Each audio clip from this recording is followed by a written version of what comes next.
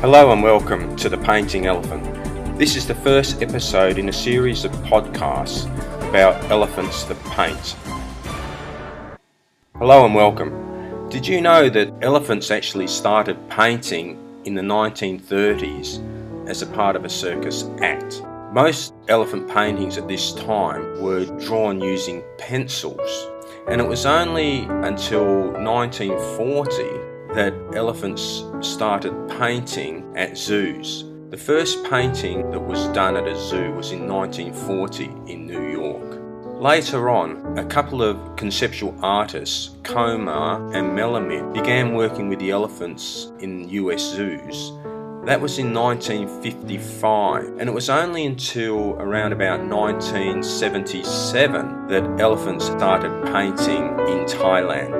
The first camp did its paintings in 1977, and the elephants proved to be very quick at learning how to paint. So since then, there have been quite a variety of different styles of paintings done by the elephants throughout Thailand in different elephant parks and conservation centres. So to begin with this podcast, we'll just go into the background of elephants as an animal that works, because elephants weren't initially brought into captivity to paint. This happened much later. So we'll go into the history of how the elephants actually ended up in elephant parks and elephant conservation centres and why they actually began painting. So we'll get into that right now because it's quite a serious subject. There's a lot of contention as to elephants kept in captivity, and even more so about the elephants actually painting, whether it's good or not, whether it's cruel,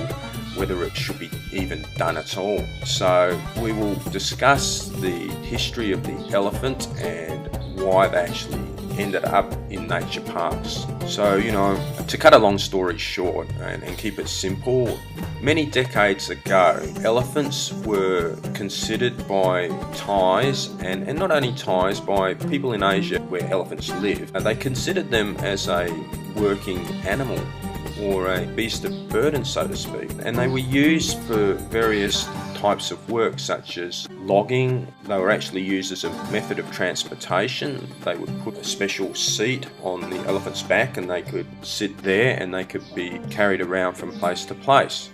But the major type of work, particularly in Thailand, that the elephant was used for was for logging. The logging industry in its heyday used a lot of elephants to drag and haul the logs from A to B. This kind of work was fairly trying on the elephants, so much so that a couple of decades ago the Thai government banned the use of elephants in the logging industry. So what happened was there was no work for the elephants now. There was nowhere to really keep them anymore, and they could not be released back into the wild because they were like semi-domesticated now. They relied upon humans for their food. Due to the diminishing habitat, they also had the problem that if they did just release them back into the wild and left the elephant on its own, that it would ultimately infringe upon villages and areas that have been used for cropping by local farmers. This posed, and still does occur to this day, that the elephants in their search for food actually end up encroaching upon human settlements. And this causes strife because they wreak havoc in these areas. They destroy the local crops that the villagers plant, and the villager wants to protect his livelihood, and in doing so, sometimes he gets injured or even killed by the elephant. Now, the elephants are only looking for food. They can become distraught and stressed if they're hungry and they're looking for food, and then they get startled by someone who's trying to force them out of their area, which is used for farming. So the villagers can actually be quite seriously injured and killed. The elephants too have on occasions been killed. Now, the elephant is a revered animal in Thailand, but still, that's not going to prevent them from being injured, maimed, or even killed when it comes down to a farmer trying to support his family. And if he's attacked by an elephant, well, he's going to do what he can to protect himself.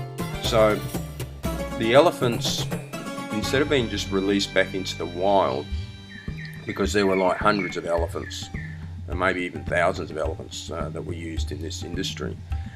They were allowed to be sent to various elephant parks and conservation centres. Now, to maintain an elephant is no easy thing. They eat hundreds of kilograms of sugarcane and bananas every day, and they can't obtain these things in the wild anymore because the areas are just too small, and the elephants that are being looked after are so many. So that something had to be done, and the way that this problem was addressed was that they, through regulation and government ruling, the elephants were sent to various parks, and then the park owner would run a commercial business. He would gear it up for tourism. So a lot of the income that these park owners generate is from tourism, and to make it interesting for the tourists, they introduced elephant painting as part of an elephant show. They would do various things like show you what they used to do in the past when the logging was in full swing, but they would only just drag a log around for 20-30 metres and then roll it up onto a bunch of logs. So it wasn't really being cruel to the elephant in any way, because that, in comparison to actually assisting with the dragging of hundreds of logs through dense jungle, is a very minor act to perform, just to drag a log a few metres and pile it up on some other logs. And then they would play musical instruments like the harmonica and play the drums, and then do some paintings. And then they would have the elephant rides, where the tourists would actually sit on the elephant's back. They'd be on a special seating arrangement so that they wouldn't fall off the elephant and get injured. And then they would go for a bit of a walk in the jungle on the elephant's back. The elephant would wade through some water of a local river and then perhaps go around to a local hill tribe village. So they would get to see a few interesting things on the elephant trek. There are other treks which go for a few hours, maybe a day or two, where they do actually spend time with the mahout and go deeper into the jungle. And that's more for a person who wants a bit of an adventure. But the actual elephant paintings are done in a very controlled way. The elephants only do a few paintings per day, and during times when it gets very, very hot, they don't even paint at all. The elephants are rotated in their painting activities so that they don't get bored. They do other things. So there is a lot of misconception about elephant paintings, why they're actually done, whether it's cruel and whether it should actually be done or not. We'll cover this in later podcasts, but I just wanted to give you a rundown of where the elephants were, the kind of work they did, where they are now, and what the future is for the elephants, why they are in parks and why the paintings are done. And you would expect that with something like this, as controversial as this, there's going to be some groups which oppose the elephants being kept in captivity and opposed to elephant paintings in any kind of shape or form. So we'll discuss that in the next podcast. I'd like to thank you very much for joining us in this first podcast that we've done, and we hope to give you more information, accurate information, so that you can make your own decision as to whether this industry is one that should be continued or not. So thank you very much, and see you in the next podcast. Have a good day. Bye for now.